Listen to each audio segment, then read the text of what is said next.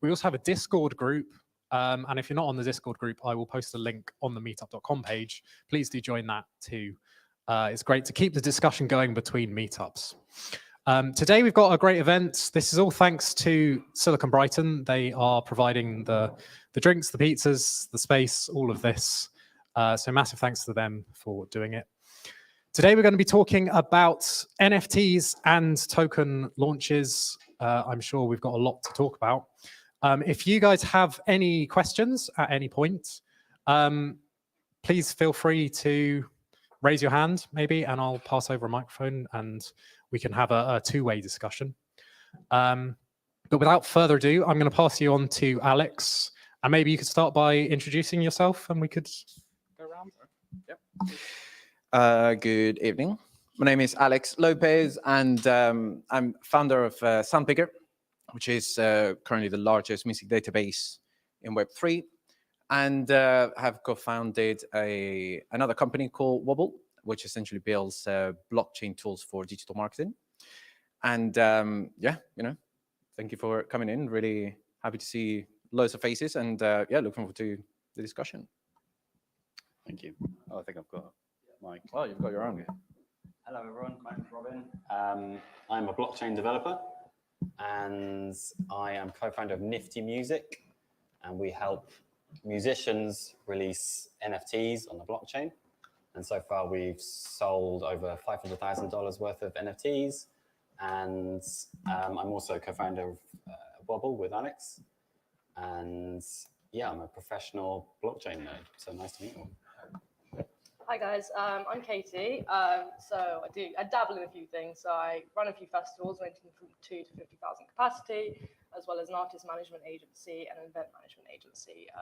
None of these are actually in the Web3 space yet. They're all Web2 space, but from working in festivals and events, I've been able to see kind of like how the problems can be solved. So that's kind of been how I've been into this. Brilliant. Well, you can see a bit of a panel in music, but we'll not get into that. But I guess today we're supposed to talk about the good and bad NFT drop. I do have a couple of questions for you guys as well. But before anything else, I'd like to know if there's anybody that is either selling NFTs or thinking to sell NFTs at all. Okay, we've got 1, 2, and 3. Okay, 4, 5. Okay. And then in terms of buying NFTs, do you guys invest? Cool, just 1, 2. You've got a couple, as in 2. As in 2, yeah. Brilliant. It's a start. It's a good start. Cool, brilliant. Okay, so I guess that, Robin, from your perspective, what is, I guess the check boxes that a NFT creator needs to tick to have a good foundation, I guess. Yeah. Well, if you're thinking about releasing an NFT, you've probably got a really great idea. Everyone's got a really great idea. The problem I see most frequently is people take that idea and they run with it and they release their project straight away. They think the value of the idea is so great that everyone's going to buy the project. I don't need to do anything else. And yeah, that just doesn't work. What you've got to do is, the ideal position you want to be in is having a project that people want to buy so much that they will break down your door. They will do anything to get that NFT. If you're in that position, that's when you need to release. If you're not in that position, you need to wait until you're in that position.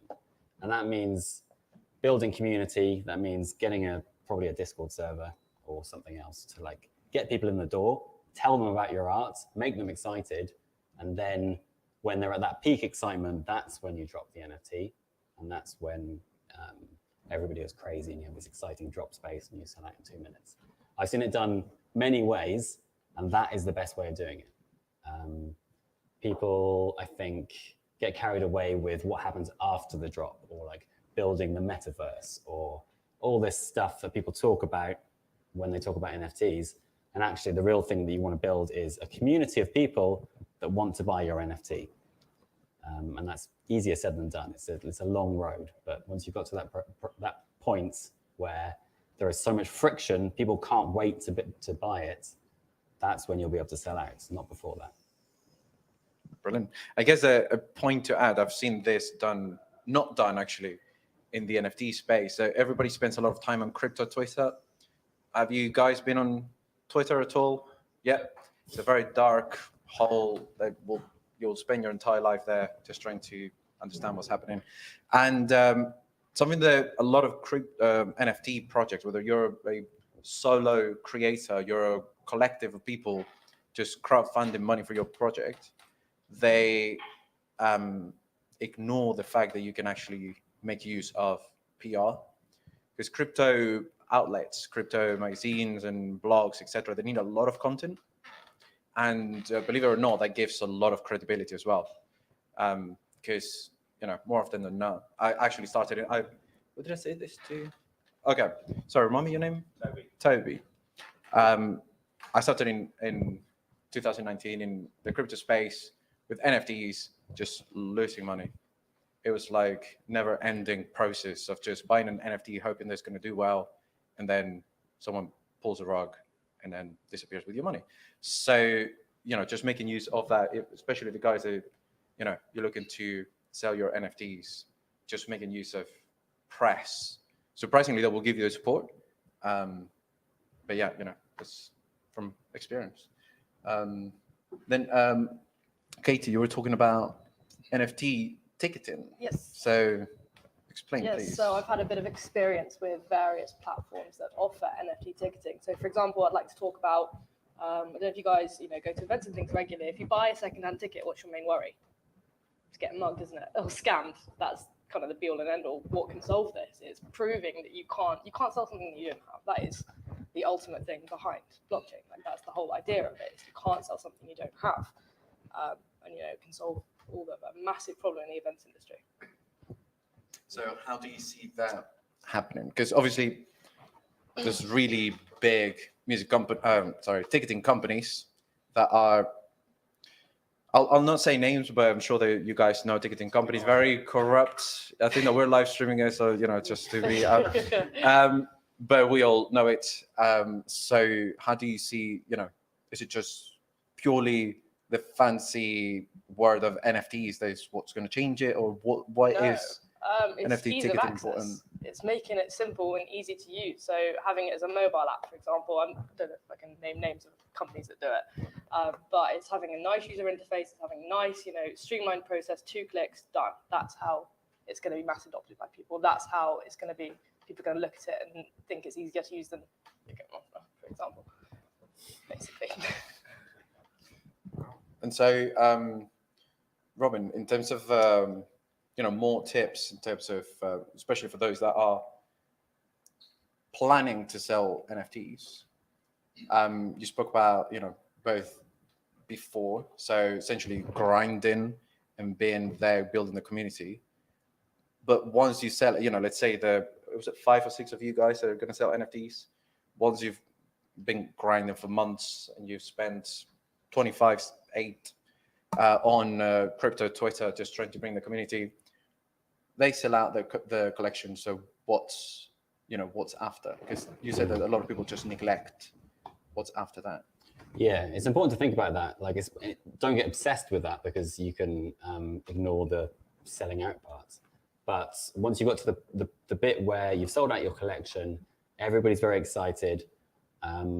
Often you find yourself in a position of like, what's next, right? Maybe you've had a roadmap, maybe you've got like a grand plan. But the reality is, you need to have this exciting moment. Like, for the NFTs we do, we have a blind mint, which means that when you mint an NFT, you don't know what you've got.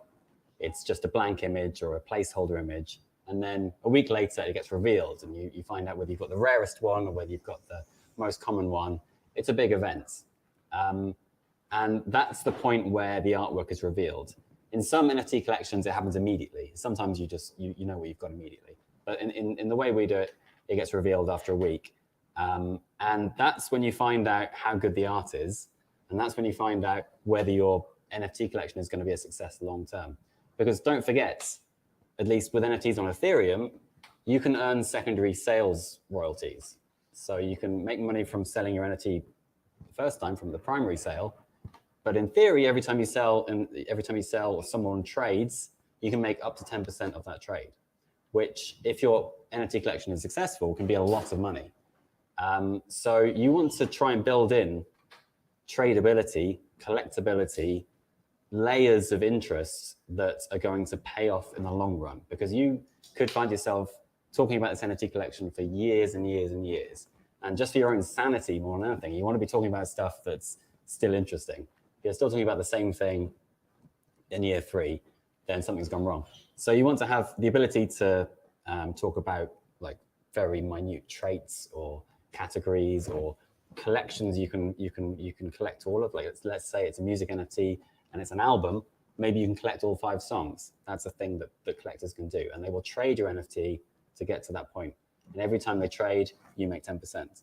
So there's lots of little games that you can build into it, right? Lots of little utilities. People use that word too much, but it's a big thing. It's a long-term thing, and if you build it for the long term, I think it'll pay off further down the road. Brilliant. So I think that ties quite well. So Katie, I was talking to you earlier. You spoke about, again, bringing it back to ticketing and events and, visual, especially in electronic dance shows. The visual element of it is very important. So you was talking about how those visuals can then be auctioned after the event, etc. So I guess hopefully it's a good segue from what happens after a mint and towards what utility it has in the real world as well. So yeah, exactly. Can you expand on that? Yeah, absolutely. So that's a really interesting point. So I think especially with creators and musicians, the main thing that we all struggle with is money and having a stable income, because if you put out a song and it tanks, you don't know where you're going to pay your rent the next month. And it's same with like all people in the arts. So there is this interesting, I think it's like Time Is Now, which is like a collective of these 2 musicians. You might have seen videos of it, but they basically use their stage visuals and then put them out on the Ethereum blockchain to sell after the event. So imagine going to one of these events and you see all these cool visuals and you have a memory tied with that now. And imagine being able to actually physically own what was on the screen and an experience, for example. That's what it is, an experience. You can physically own an experience and you can have that, and that's yours. That's the main, that's what I see. And then because of that, you have the secondary sales, like the artist will sell this and then have money to generate for the next project, because stage visuals are expensive. You can't really use them more than once. It differs. But yeah, with that, you can, get finance for new projects and new things, and, give back to your audience and give them a chance to actually physically own something that was at the event. Yeah. One of my clients is releasing a new NFT for every stage of the tour they're on. So they're traveling around the US, and there's one for Seattle, one for New York. Every stage they sell a new set of NFTs, and if you can only buy it if you're at that concert or that gig. So it's a way of proving. It's like getting a T-shirt, right? You go there, you buy the merch, and it's an NFT, and it's on the blockchain, and it's immutable, and it'll be there forever in theory. But yeah, it's a new way of proving that you were there early, hopefully, in the artist's career. Can also be tied to event tickets. People can be airdropped things from, if they own this, can airdrop, a piece of art to commemorate the experience, which I think is really, really cool. Yeah. Gives a chance for new revenue. How do you buy it? So I'm in the audience, I go to this event and there's music and I walk through the door and I don't know anything about anything. And then someone tells me I can buy an NFT of something. But how does it unfold? It's an interesting problem, because as soon as usually it's a QR code, right? It's a QR code that somebody holds up and they scan it and it says buy this NFT. But if they then send that to their friend, how do they prove that they were at the gig? So you have to build in something that proves they're there. It's very difficult to geolocate it. Like my tech brain is just look at the IP address, work out that it's actually there, but that's very difficult. In reality, one of our artists did this where he airdropped a NFT to everyone at the gig. There was a QR code, and when you went to the mint page, it said, what color trousers am I wearing? And they just had to type in blue trousers. And if they didn't know that, they wouldn't get the NFT. That's a very crude way of doing it, but you have to have something that proves they were actually there. Yeah, that's brilliant. I guess that, it's a brilliant question as to, I don't know anything, and then they tell me I can buy an NFT. And so we found actually that a lot of people have a huge resistance towards that, regardless of the form of entertainment, whether it's a film, whether it's a music, it's a comedy show, whatever it is, people just have a huge pushback when it comes to offering NFTs anyways. So those of you that are not buying NFTs, are you not buying it because just don't like it? Is it just, think it's all a scam? Yeah, for me, it's what do I do with them? Like I said to you, I've worked in the music biz before, and that's like with an NFT, right, like with my computer, how do I use it afterwards? The artwork, how do I interact with that artwork? At the moment, there's nothing for me that builds on how I use it afterwards, unless it's community-based. Art or something, a tokenized brand of an artist or something, that's different. But as a storage thing of like, you bought it and then where do you put it, what do you do with it? Yeah, I mean, brilliant. So I guess that comes to what Katie was talking about, which is the utility of it. Bored Apes became huge because then you had Jimmy Fallon, or you had Eminem and Snoop Dogg in the community, and so you could have a direct point of communication with people of this level, right? So the utility of it, so the artwork or the song itself probably is meaningless because the songs are still going to be available. The artwork, you can take a screenshot. Everybody says, I've got a screenshot now. But I guess it's that utility embedded to it. Like, what is the community like? What do I get? Like, do I get extra airdrops? For example, if you've got my NFT or NFT that I'm selling, I know exactly where to send some goodies or digital goodies right to you with no friction, because I know, cool, I've got 10 people that have my NFTs. I'll send them even a free ticket to my show. I'll send them a free game key that they can use to download my game from Steam and just go and play it. So I'm a newbie with this sort of NFT stuff, but how does the music work within an NFT? Like, for example, I come from a DJ culture, but and I use vinyl, I use digital tracks, but how does an NFT interact with like that culture? would you guys want to answer that? Well, it's an MP3 file, basically. Within the NFT? Yeah, the NFT, it contains a reference to the MP3 file. So every time you buy an NFT, you know it's completely unique. Nobody else has that NFT, but it links to an MP3 file that's probably stored either on decentralized storage or on like Web2. MP3 gigs size? Yeah, like if you want to download an audio file, you probably want to use MP3. So you can, some are WAV, some are FLAC, but MP3 is most common. Yeah, a lot of people care about that stuff and they'll store it in like lossless audio, but most commonly it's MP3 in my experience.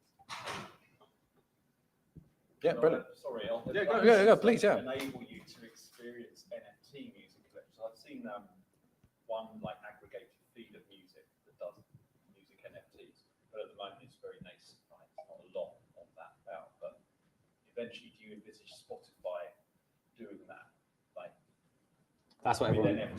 That's a lot of people jump to that conclusion. Like, we're reinventing the music industry. Let's build the new Spotify. Yeah. But actually, why are we building the new Spotify when Spotify distributes music very effectively? If you want to listen to a track, you go to Spotify and it will within seconds you're listening to whatever you want. And it's, yes, you have to pay a license, but you can do it solves that problem very effectively.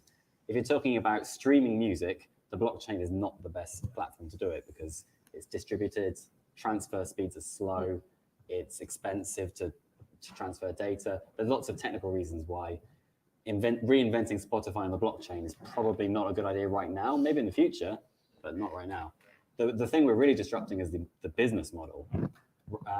The problem with middlemen and the problem with people getting 0.001 cents per stream, that's the thing we can fix with NFTs.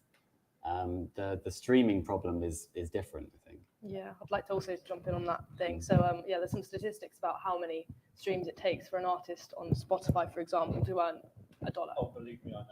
It's 250. Yeah. So, music NFTs are not, in my opinion, are not meant for large artists. They're meant for smaller artists.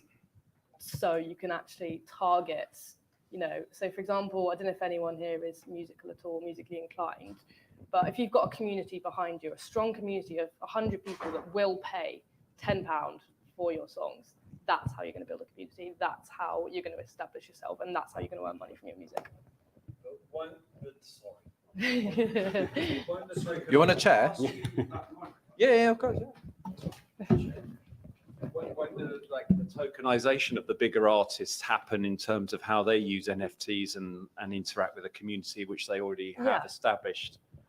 So I can see that being a really useful way of a community being built or maintained or interacted with from a individual artist who has the profile, major artist.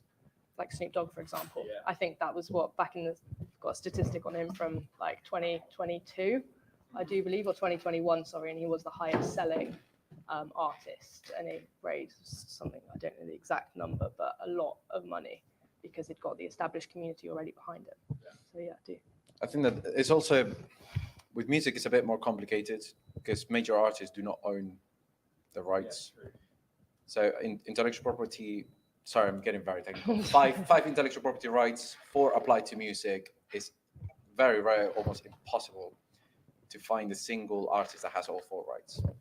But I do see, moving away from the music topic. Do you guys play games at all? Any gamers in the room? Yep. So what I find really exciting is on the gaming side, because, I played loads of games. Very embarrassing, live streamed. I've got over 1,000 hours played on Rocket League, for example. Really, really bad. And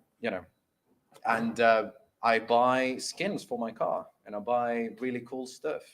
But what happens if I don't need it anymore? It's very hard then to, number one, sell it. Number two, to move it over to another game. A really cool use case that came up in a conference that I went to was Rockstar is the gaming development studio that created GTA and also Red Dead Redemption. And so, I just finished one of those games. And if I've got a particular gun that's really cool on GTA, that with NFTs, you can essentially just move it over to Red Dead Redemption, for example. And you can, once you stop playing the game, that you can sell your in-game assets to someone that will benefit from them later on as well. So that ecosystem is also really interesting to see how it's developing, because you've got a couple of things. You've got the play to earn.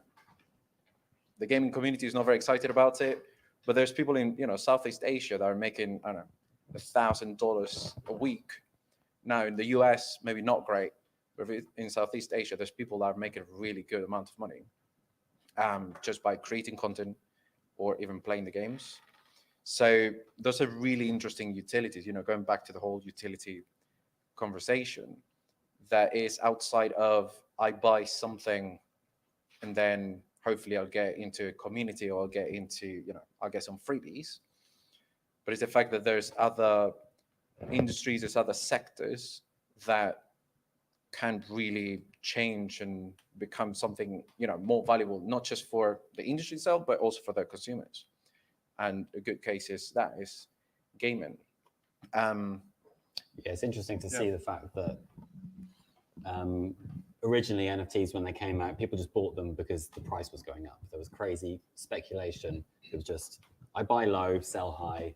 And you saw that in the graphs. It was spiked and then dropped off a cliff. But now we're in a bear market, and we've been in a bear market for a while, and these things are starting to come out. Like, these utilities are starting to be like, well, what is the value of an NFT now? What do we actually get from this?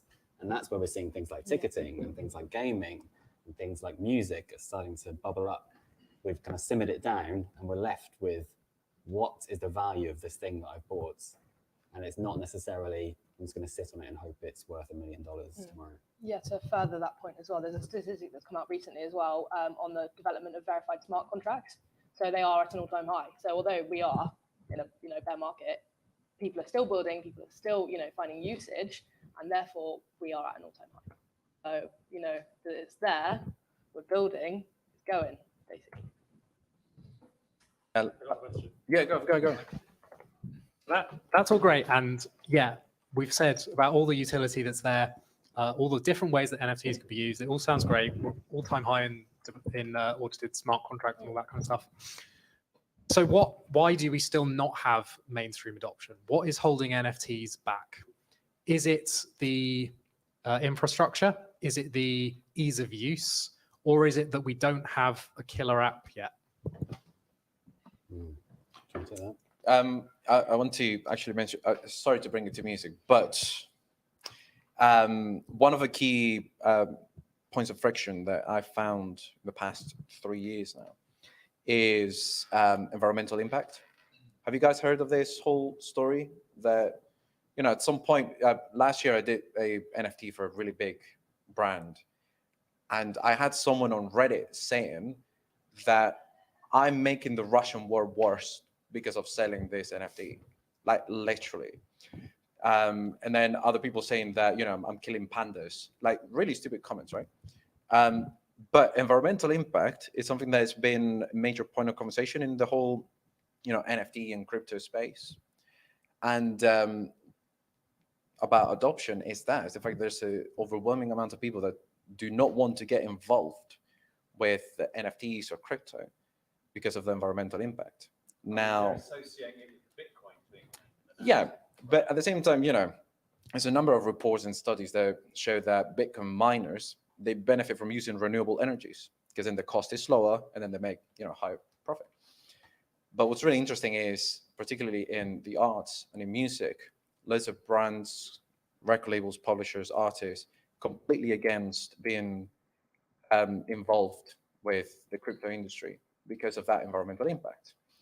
And so we actually published the data showing that in order to consume as much as Spotify does every year, you will need to create all the NFTs on Ethereum and Solana, which are the two largest blockchains for NFTs, twice.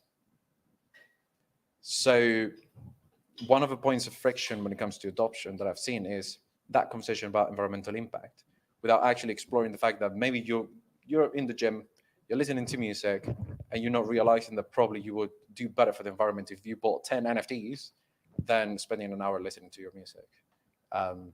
But I'm not sure if you guys have anything else on the adoption apps. Can I just say, do you really think that the general public understand more than that amount about what an NFT is? I don't think people are that concerned about the ESG matters, and that's why they're not interested in NFTs. I think 95% of people just aren't interested in NFTs, and that's it. Yeah, that's my thought. That's true. You are right. And the problem is the word NFT is a big turn-off. What is it? What is an NFT? Yeah. It's a weird acronym that nobody knows. Yeah. Like even people that have got over that barrier and they want to buy an NFT, when they come in and the process starts of how do I then buy the NFT, there's a whole shopping list of stuff you've got to understand before you can buy the NFT. And there's more things coming out every. It's just the same with Bitcoin. Yeah. It's understanding. And by the way, I believe the figure is from an energy expert that 60% of Bitcoin mining is done using renewables, and it's getting more. And Bitcoin's using more and more stranded energy. Again, the same energy expert said that 30% of energy produced in the world is wasted, so stranded. So, for example, wind that can't be used, or hydro, like in southern China, where the cities have moved or the industry's moved, so it's just dead, it can't be used. So Bitcoin is very much able to it's drawn to using that sort of energy, but economically, because it's cheaper, of course. Yeah, that's interesting. Yeah, like the idea that people see the figure that Bitcoin uses this much energy in mining, but actually how much of that is renewable? How much of that would otherwise be wasted? There are lots of questions that should be asked. But to go back to your point about like who cares about NFTs, the reality is most people don't. You're right, but even the people that do have this problem to get this barrier to get across, and like I spend time like educating people about how to buy an NFT. And even for me, it's exhausting. Like you've got to download a MetaMask, you've got to understand like roughly how the blockchain works. You've got to avoid scams. Like everyone is trying to rob you, it seems. And there are all these reasons not to buy an NFT, and there's all these reasons not to care about NFTs. Like that, those are the real problems. But we've learned that the way to get around this problem, like with the internet, is don't talk about the technology, don't talk about the specifics of how you interact with this protocol. Just talk about the benefits to you. Like why would you want to do this? What's in it for me? Yeah. And as soon as you start seeing that value, that's when you get mass adoption. And I think these things are starting to come up, like with ticketing and like with other things. It's like you don't even know you've got an NFT. You've just got a ticket that can't be copied and sold on the black market and stolen from you, or you turn up to the ticket gate and you get refused because it's a forgery. That these are the things that will start to make it mainstream. And then once you've got mainstream adoption, we'll see even more innovation. And that's when it gets really interesting. Yeah, I do agree with that. So yeah, I think the best way that I've explained it to people is, hey, what problems do you have?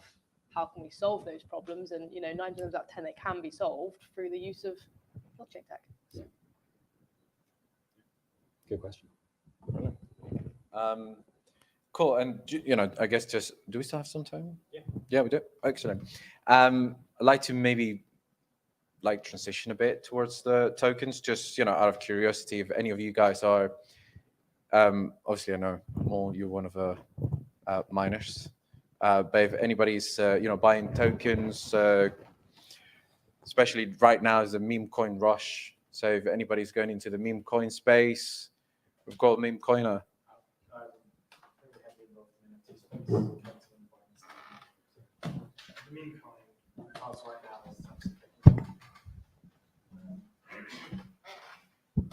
but also like the DeFi world with NFT use with that and adding utility with extra APR for lending and loaning and stuff like this is a new trend I've noticed. But yeah, the meme coin thing right now, I'm kind of curious to sit back and see if it will burn, when it will burn. But that said, there's some that I've known about for a long time and they still are going up. So I don't know how long it will last, but yeah. Yeah.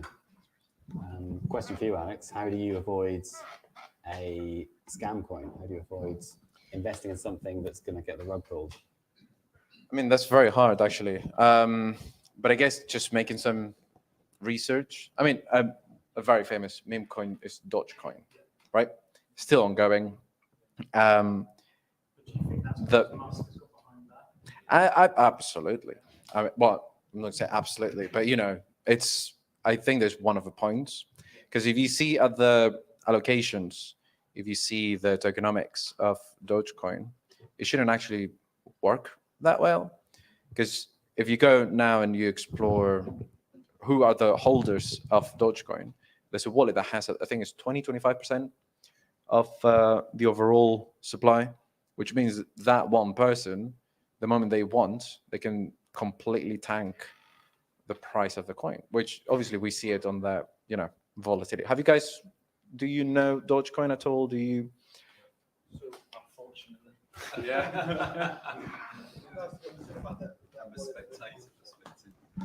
In regards to what you said about the wallets who owns 25%, I saw Coin Bureau made a post about it, and he said that he related that wallet with the SEC.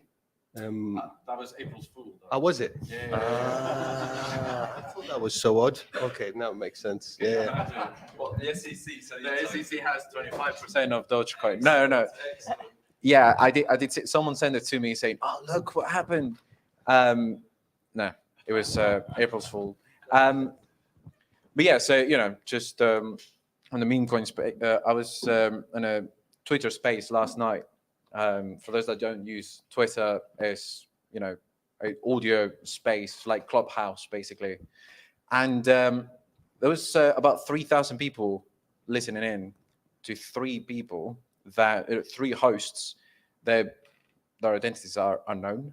You just see a profile picture and a username, and they were promising how great this meme coin is going to be. They are not going to publish the token allocation, no tokenomics.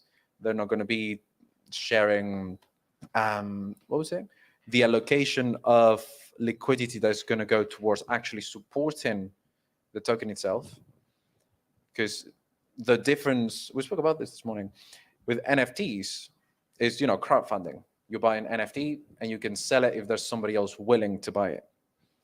With tokens and cryptocurrencies, there's essentially liquidity pools that are what, essentially where you can go and exchange your tokens for cash. So the moment the liquidity pool goes to $0, then you cannot exchange it. And so, there's no value. So not knowing those things, it's very dangerous. And in the meme coin world, if any of you guys are thinking of jumping in, it's I'm actually scared of going into it, especially having started in NFTs and having lost money, and people saying my money's on FTX now, and it wasn't really true.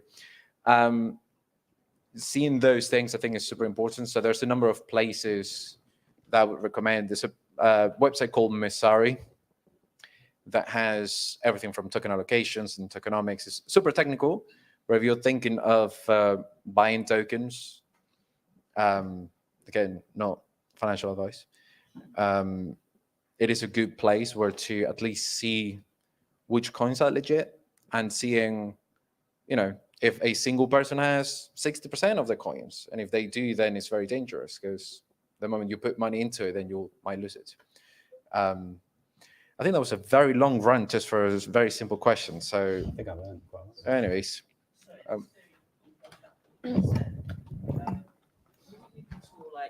do you think of a tool like Morales Money, or you've got is it Token Metrics? They've brought out tools as well that are just simple filters that will help you so-called pick gems. What would you say about those type of tools with regards to meme coins? thank you. You're going to do some exercise today, Milo.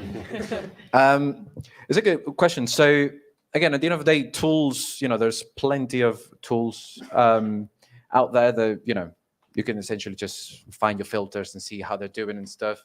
I'm more into a bit more technical, so the on-chain analysis of it and seeing where things are allocated, especially for meme coins. For example, Pepe. Have you guys heard of Pepe at all? It's all over the news. If you follow the crypto news, and there's a lot of crypto bros telling you that it's going to be the next big thing and stuff. But in essence, that token shouldn't have any value, I think. You've got the entire supply of the token is already circulating. Well, there's differences. Some platforms tell you that it is, some of those almost fully vested. But at the end of the day, is the fact that if with meme coins, it's about being quite careful and seeing who's creating it. And yes, sir, go on. So would you recommend those?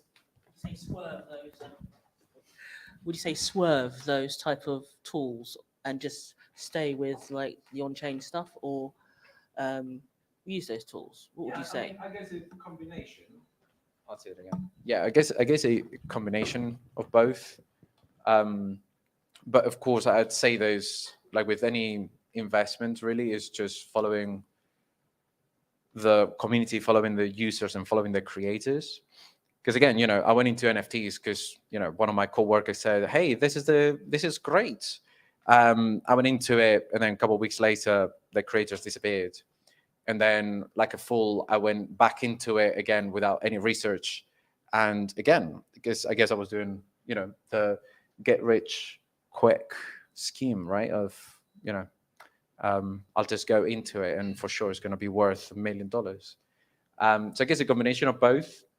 And, but of course, understanding that meme coins are meme coins for a reason. I guess that's a very important thing to keep in mind at all times. And a lot of people will, I'm not an investor and I don't really know how it works. Alex is the expert here, but a lot of people will tell you there's a formula for success. A lot of people will tell you there's a formula for success, and those people are probably wrong. If there is a formula, it's not going to last long because everyone's going to do it.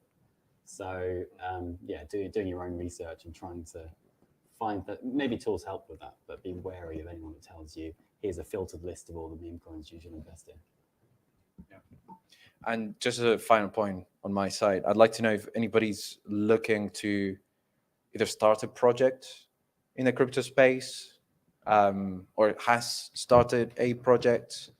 You have?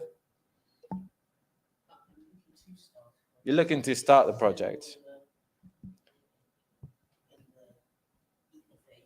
Okay. Brilliant. So anyways, just and I'll just go quiet. Sorry, I took over the whole thing. It's the difference between NFTs and tokens for raising funds. Actually, I'll go quiet and maybe ask you this question. So do you see NFTs, Robin, as I guess, successful way of raising funds for creators and projects? Yeah, I've seen it happen many times. I think if you have a good project and you have enough people that agree with you, it's a great way of crowdfunding, and it's a good way of building a community. When you sell out a collection of NFTs, you're left with maybe 100, maybe 150, maybe 1,000 people who all collectively believe in the future of your project. And it's similar to Patreon or other crowdfunding models. The difference is, if they want to get out of that project, they can, and other people can get in, and you have this whole secondary trading thing, which adds an interesting dynamic. But yeah, 100%. If you want to crowdfund a project, I would argue that NFTs is better than any other crowdfunding model. And it has so much more potential for cool stuff you can do with your holders in the future. Yeah. Sorry, is that something that you offer through Wobble? Not NFT sales, no. Wobble is more of a affiliate layer on top. So if you want to sell to your audience, or you want to make commission on an NFT sale, that's where Wobble comes in. We don't do any primary sales. We're not selling NFTs directly to the consumer. I guess a super quick question that I forgot for Katie, because you've been quiet for a bit. Sorry. I guess that, you working with independent creators. Yep. That, again, still trying to find ways of paying the rent and the bills and all that stuff. And in the record industry, a very well-known way of raising funds is through record deals. Yeah. So from your opinion, working with, whether it's grassroots or, small, medium artists, what is your thought in terms of, the prospects of raising funds for those projects via NFTs? So do you see it as easy as, Robin is talking about, or do you see it as complicated as actually signing a record deal? I strongly agree with cutting out the middleman in these fronts, actually giving back to what, for the artists, and give back what they deserve. But I think the biggest barrier that people like this face is the community behind it. I've got a few mates that, they're just starting out. That's what kind of our record label is. It's people that are just starting out, 10K followers, something like that, but they've got an audience of 10K behind them. People are going to come pay and see their shows and things like this. So in relevance to, that question, yes, I think it's got a much more, it's going to be a lot better for small creators to start off in the Web3 space rather than, trying to get signed by a record label. Yeah, because Robin, you've seen this. You've seen it with artists that probably don't even have the 10K followers. I've seen artists reject record deals because they're making more money through NFTs. It's been flipped on its head because suddenly all of the revenue is coming to the artists themselves, and they are usually through the blockchain, but sometimes manually, giving their visual artists some money, giving their marketers some money. They're now the CEO of their own artist ecosphere, which they are 100% ready for because they've spent their lives selling merch and doing the accounts and doing everything that it takes to be an artist. And it's only now that they're actually getting to be that leading figure, which is fascinating to watch. But it's, in my opinion, it's a revolution. Yeah. Yeah, exactly. It's Yeah. So what are they selling exactly? The musicians. What are the musicians selling through NFTs? Is it the music itself, an access to a file, or what are they selling?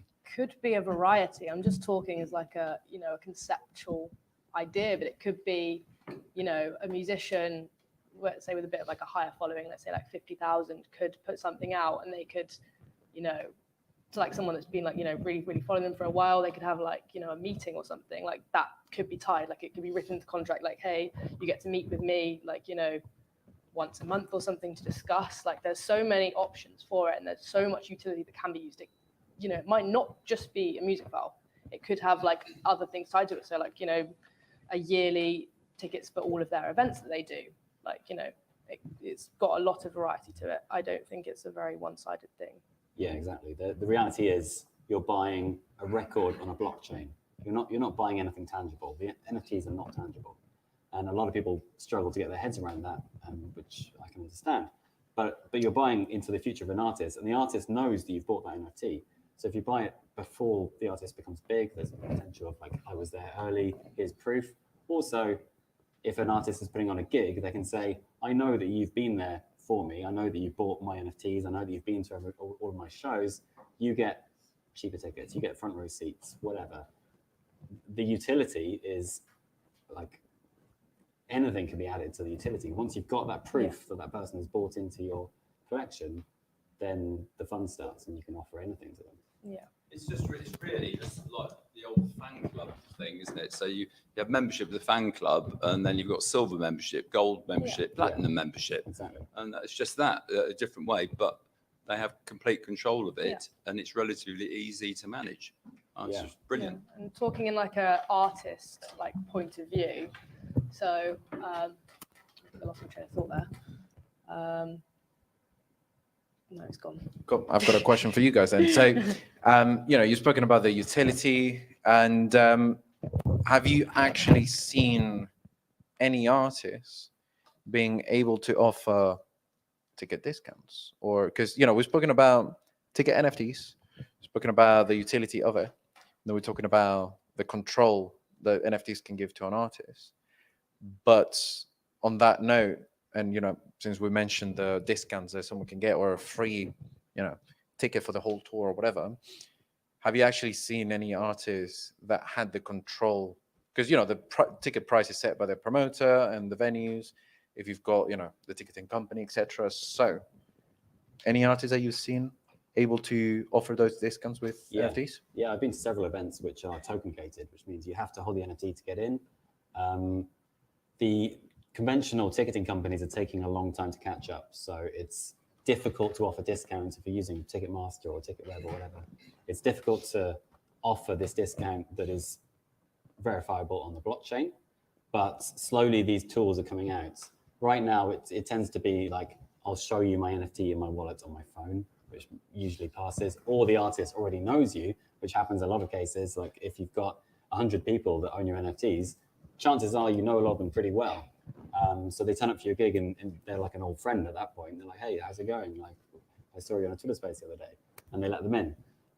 But yeah, 100%, like this is happening right now. A lot of NFT musicians are holding events specifically for their holders, and nobody else can get in.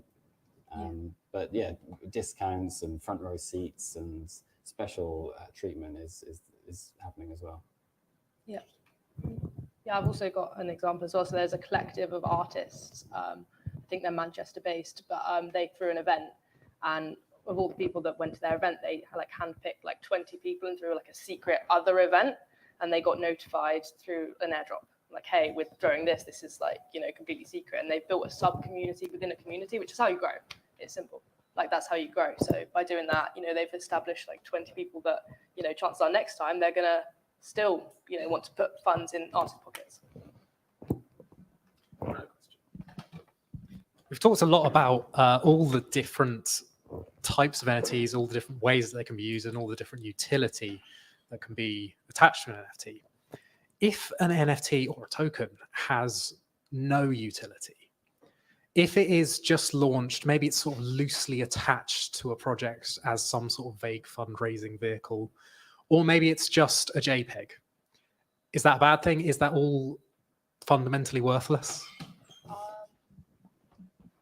I've got a few strong feelings. So I think the be all and end all of NFTs, and NFTs are only as much use if the community runs out of steam, the NFT is going to run out of steam. So if you don't have the hype behind it, you guys might feel a bit differently, I don't know. If you don't have the hype behind this, and if the community isn't engaged and things like this, it's just going to. Yeah, 100%. If there's no utility, it's a hype machine. If everyone believes in the project, the price will go up and everyone benefits. As soon as the FUD comes in, as soon as like the fear comes in and it drops, that's game over. If you've got nothing else, you've just got a token. It's very risky. Some people are pulling it off. Pepe is probably pulling it off, but that's it. You're doing it, Milo. Yeah.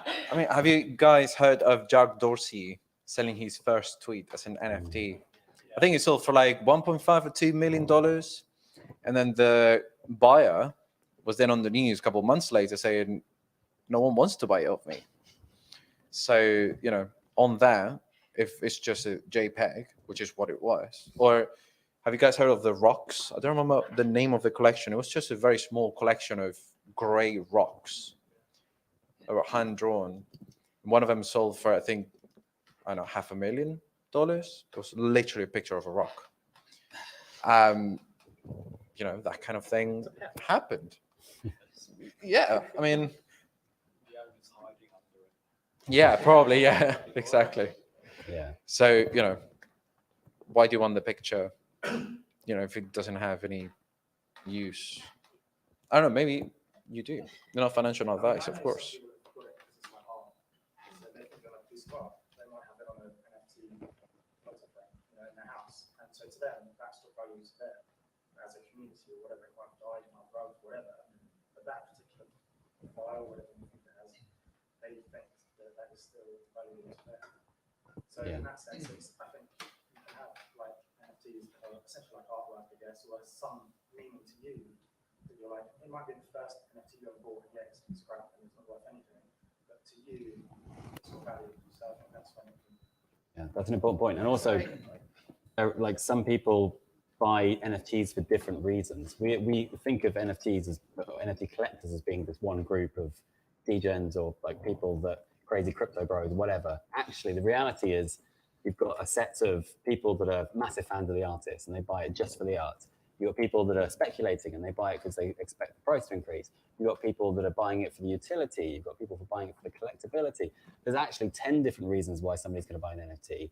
And you don't want to just group all these people into one massive homogenous group because that's not. I think it's more the technology rather than the thing, because everyone tries to attach us to something.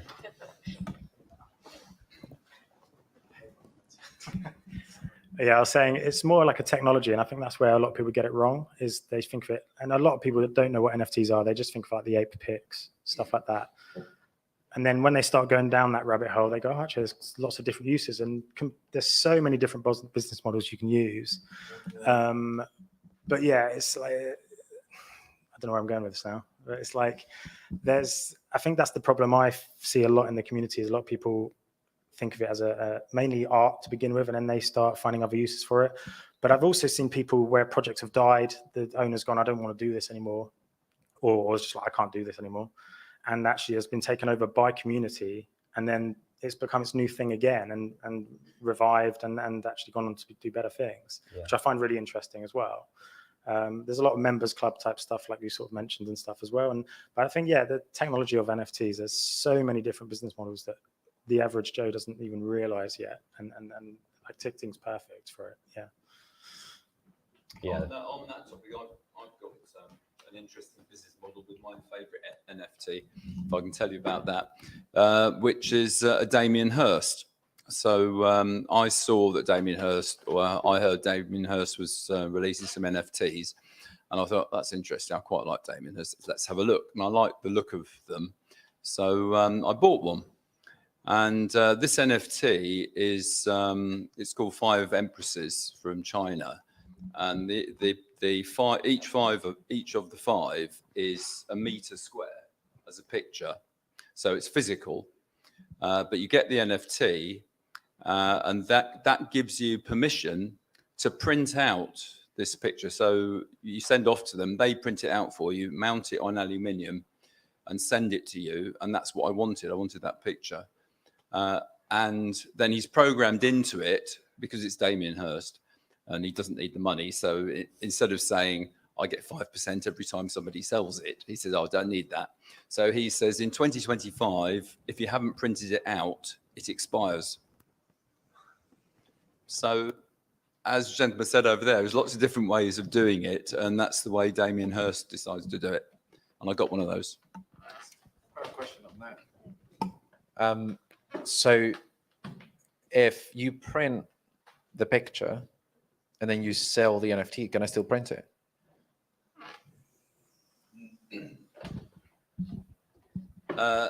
No, my understanding is that I can, in fact, I bought it off somebody who'd already bought it. So I bought it secondhand from somebody who hadn't printed it. Okay. So it's, I can sell it before I get it printed. Once I got it printed, then that's it. I guess I've still got the NFT, but then I'd have to sell the physical print. Okay. Does that mean it's encrypted? To stop it being printed? Well, I'll ask me later, because I went through the process of trying to get it printed once, and I failed, as we all know. And I haven't gone back to it a second time yet, but I just need to do it before 2025. How can it expire?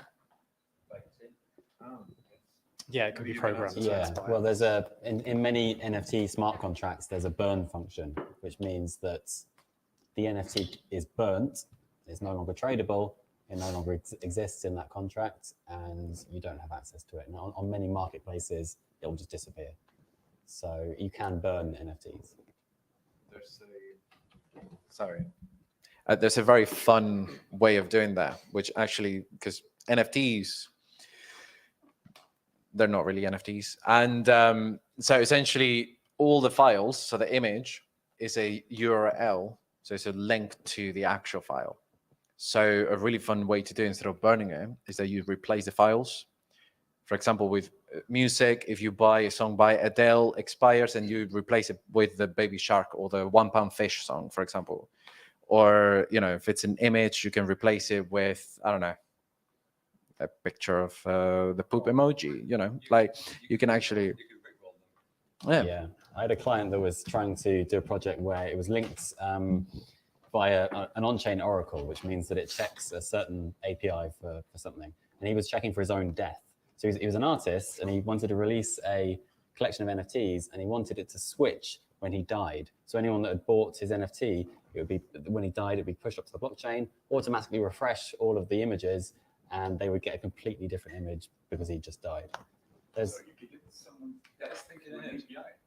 yeah, apparently he was Swedish, so I think it was the Swedish government has a death API, apparently. I don't know. Wow. Yeah. Okay. The more you know. Last question, and then we're going to have to wrap up. I'd like each of you to give me the top three keys to success of an NFT. Is it all about the utility? Is it the community? Is it the marketing? Is it the way that it's launched? Is it the hype around it? What are the main keys to success of NFTs? I guess the first thing to ask is, what is a successful NFT, right? Because you've got obviously the Bored Apes and just pictures of monkeys, and they're super successful because they're worth a lot. But then you've got NFTs from, you know, Star Atlas, super cool game. They're not worth even, I don't know, 1% of what Ape is worth. They're super successful. It's got a huge community. Astra Games. So the gaming community are making successful not the NFTs, but the company behind those NFTs. So I guess it depends on how you define success, because if it's on floor price, I guess that maybe Robin can answer that. But I think if it's on the, you know, longevity of the project itself, I guess it's the community, and also how it's a give and take, right? Both parts need to give. So strong community, but then you need to have the creators delivering whatever they promised, right? In the case of a game, if I'm selling you NFTs in exchange of a game in the future, that I actually end up delivering the game. and that kind of thing. So I guess it's staying true to what you're promising, and then a strong community. But in terms of Yeah, I mean, I agree with that. The community is number one, because any value, any definition of value comes back to what people think it's worth. And if you've got a strong community, they will value that very highly. If nobody cares about your NFT, the value drops, whatever metric you're looking at. Secondly, utility is very important. In most cases, unless it's just a monkey JPEG or something that has no inherent value, you need to provide value to your collectors. You've got these people that have bought into your ecosystem. What value are you going to give them to make it worth buying the NFT? Otherwise, they've just got a JPEG or an MP3 or a record on a blockchain. It's nothing. They're buying into your community for a reason. What is that reason? So you have to think about, how do I, every day, this is not something that stops. This is like every day, how do I drive value to my collector base? That's what you should be asking yourself.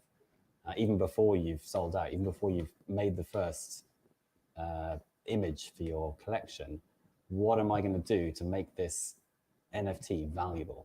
And maybe there's maybe you've got a team, maybe there's a reason that people would buy it outside of yourself, but there has to be that reason, because think about it objectively. Why am I going to buy a simple NFT, which is someone can copy and paste or save to their hard drive? And you need to have a really compelling argument for why it's valuable. Yeah, so utility, first of all, if it can solve problems, fantastic. And then kind of also considering, can it provide value? Can it provide added value rather than just sitting there? Can it provide access? Can it provide, can you be part of something? And then can it solve a problem? The three things that I'd see the most. There was someone at the back with a question. Do we have time for that? Nope. Sorry. Later on, man. All right. Thanks, everyone, for coming. Thanks for listening.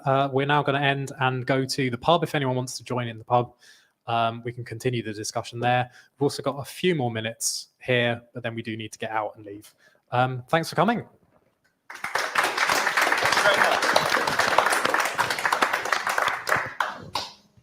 Well, guys.